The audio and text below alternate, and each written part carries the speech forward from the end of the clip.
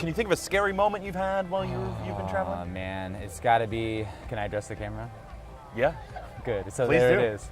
It's pitch black, 3:34 in the morning.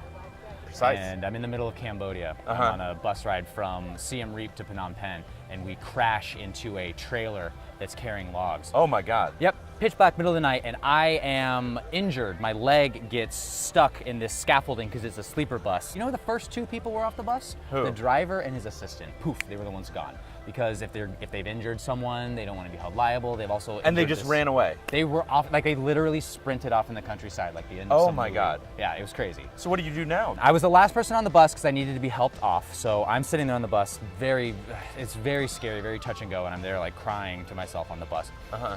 They take me off the bus, and they're helping the person who we hit, who was unfortunately like severely injured. Okay. And there's an ambulance that's coming, more of an ambulette that's coming to help us.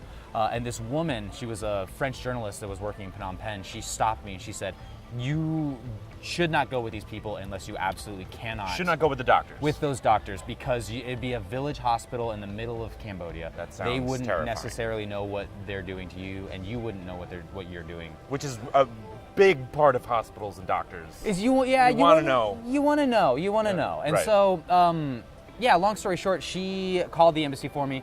They made separate arrangements for me that I ended up not needing to use. My injuries subsided over the next several hours as we waited on the side of the road. Uh-huh. It could have been a lot worse. It was muscular damage more than skeletal damage.